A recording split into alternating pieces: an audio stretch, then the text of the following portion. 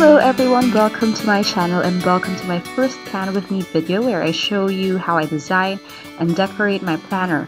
I am using a Limelight sketchbook that I bought 2 months ago since my old planner ran out of pages.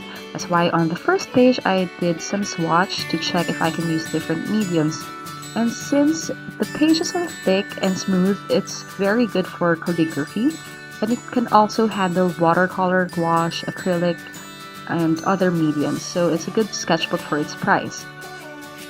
For the month of October, I decided to do something in black and white. Maybe it's because of Inktober that I decided something in black and white. I'm not sure, but I'm happy I did because it's been so long since I last decorated my journal with just black and white figures. So I'm really happy I did. So for this month, it's a black and white floral theme. And on the first page, on my cover page where I write the name of the month, which is October, I created a floral wreath using 3 different simplified flower figures. The first figure is this one. It's a daisy slash sunflower figure. All you have to do is to draw a circle and then draw petals around that circle and draw another layer of petals after the first layer. So it's very easy. I just did different sizes to make it more interesting and to give a bit of dimension. And I also added some stems and some kind of buds so it will look more interesting.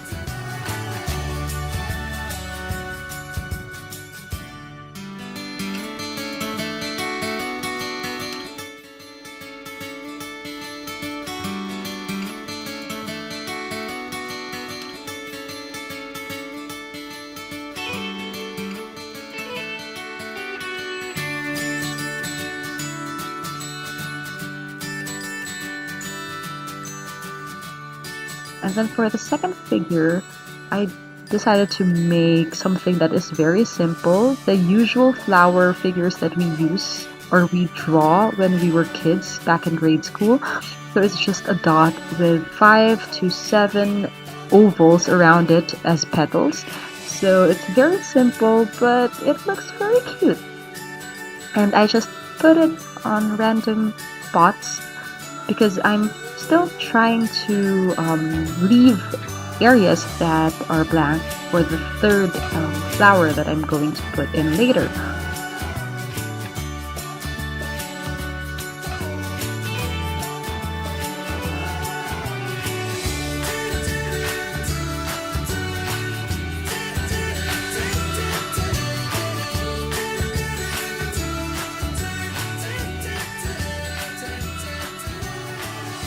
Third flower is kind of a hibiscus type of flower. It has long stamen and the petals kind of look like shells. So all you have to do is to draw petals, 2 or 3 petals, and then draw long stamens in the middle of the flower with sometimes it can be 2 or 3 stamens. That depends upon you, upon your preference, but usually I just do 3.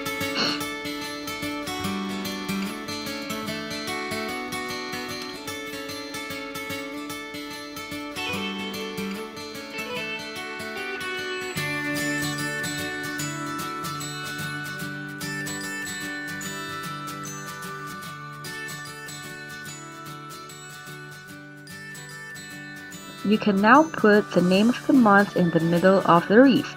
I'm using my Pilot Petite Fude brush pen. It's my favorite brush pen because it's very small, it's cheap, and it's very easy to use. And it's also refillable, so all the things you need from a good brush pen.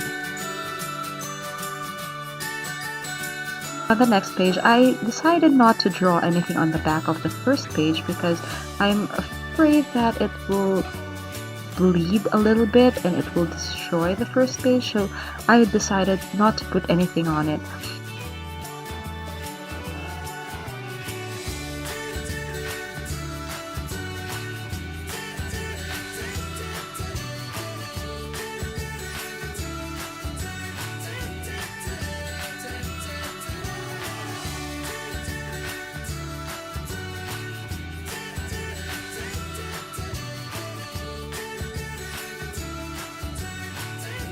On the next page, I put in my goals and my dream log. Dream log is very important to me because I like to take note of my dreams. I write them down right after I wake up because it is how I get new ideas. And usually I get dreams every day or even nightmares every day. That's why I like to keep track of them. And then I just decorate them with my, of course, my favorite, my daisy figure, my simplified daisy flower.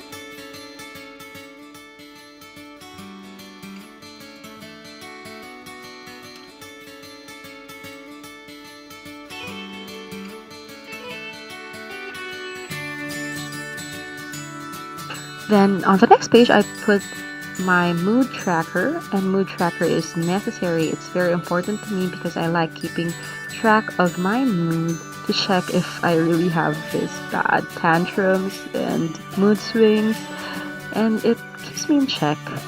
So for this month, it's different from the previous months that I did because usually I do either a line graph or a bar graph or a color chart.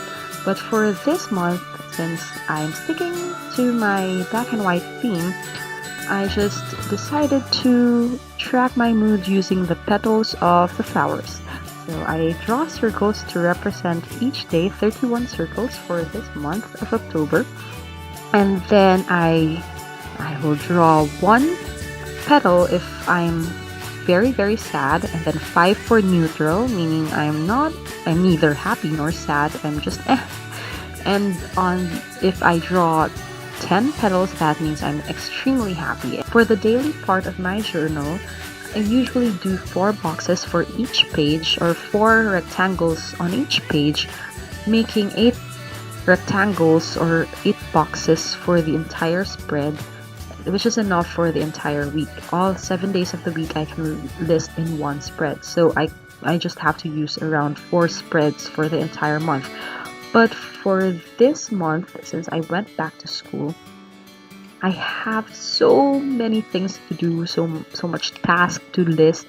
So the 4 box per page format is not enough for me anymore. So I resorted to 2 days per page. So as you can see here, the boxes are bigger and I can list more things. And it's also good because if the box is this big and there are empty spaces, I can write the highlights of my day and maybe a little bit of my insights for the day or little verses that I would like to remember. So I think this format is better for me. That's the beauty of making your own journal. You can change the format anytime you want. So for the decoration, I just did a banner with a number on the left side, and then I filled in the outside of the number with black to kind of highlight the number, and then I drew flowers on the rest of the banner, and then I wrote the name of the day, which is Monday or Tuesday or Sunday.